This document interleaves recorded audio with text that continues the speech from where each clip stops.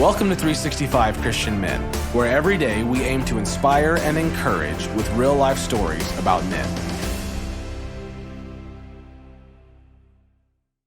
January 5th, David Murrow.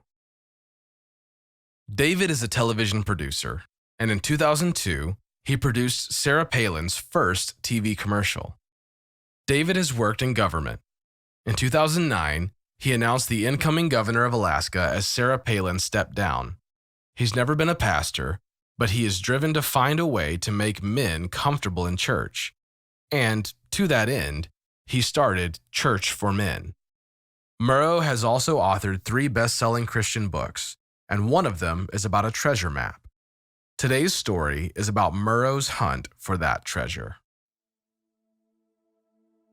God's love for a man often feels like a great mystery until the man discovers his true treasure.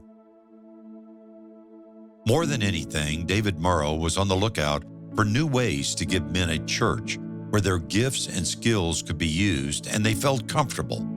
But when he first heard about the real-life treasure map that could help men connect with Jesus, Murrow was skeptical at best. But the mysterious messages, a free trip to Greece, and more questions than answers drew him into the hunt.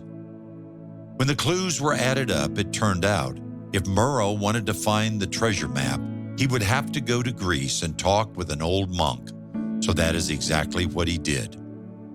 On his 3rd day in Greece at the Christian monastery, Murrow still did not know where this treasure hunt was headed. But as planned, he and a priest friend met the old monk. The monk claimed he could help Murrow find the treasure. And for Murrow, the treasure was how to do church so that men would get it and feel accepted. Eventually, the monk directed his new guest to his car.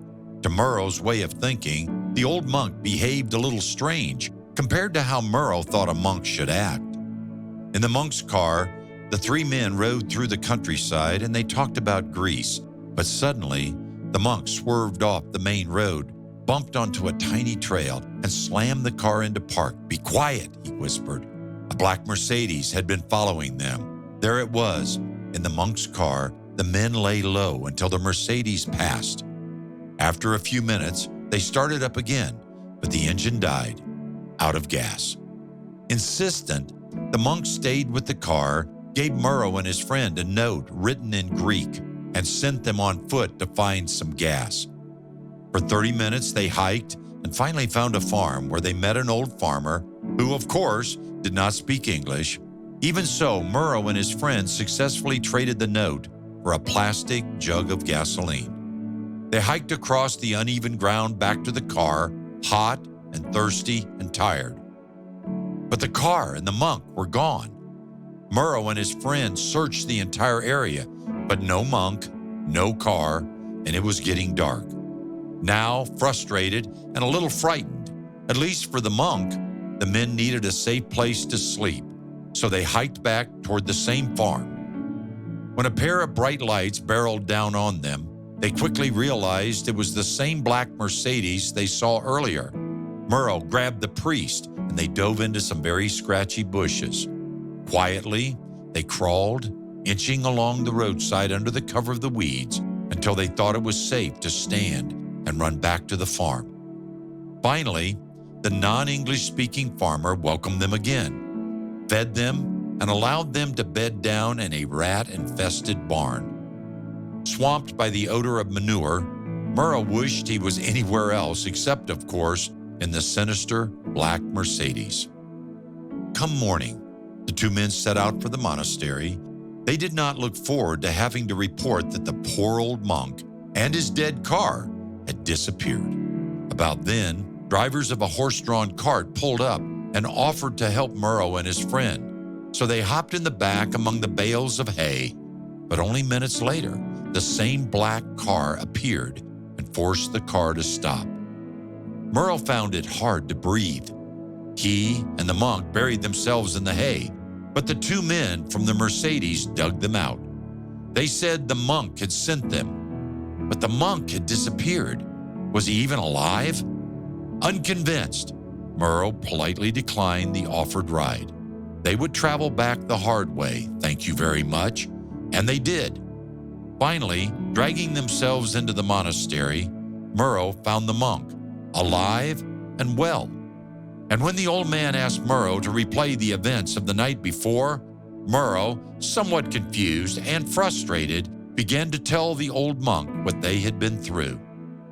Hid from a mysterious Mercedes, ran out of gas, hiked to a farmhouse, returned to the car with the gas and the monk had disappeared, hid in a ditch, back to the farm, slept with rats, rode in a hay cart, discovered by strange men in the black Mercedes, dragged themselves back to the monastery to find the monk was perfectly fine. With patience, the monk revealed that the whole adventure had been the object lesson about how men learn. They must engage. He told Murrow that in America, everything is at the fingertips. In the West, you think that study is the key to discipleship. You listen to sermons, you gather in circles and read the Bible. Words go into your brain and are supposed to change your heart. Sometimes this works, but mostly it fails, especially with men. In the previous night, Murrow had been stripped of protection and communication and safety. Everything had been out of his control. The monk asked Murrow if it sounded like anyone he knew. Murrow drew a blank, so the monk explained. He left his throne in heaven and became utterly powerless, the old monk said. He was born in a barn and slept in hay. Men tried to kill him, but he fled to Egypt. The old monk was a very good teacher. He knew men learn experientially and are seeking a treasure. Matthew 13:45 and 46 tells us, "Again, the kingdom of heaven is like a merchant looking for fine pearls. When he found one of great value, he went away and sold everything he had and bought it." What kind of treasure are you searching for? Are you seeking only treasures of this world or eternal treasure? Are you willing to pray right now and ask God to show you His map for your life that leads to your true treasure? God's love for a man often feels like a great mystery until the man discovers his true treasure.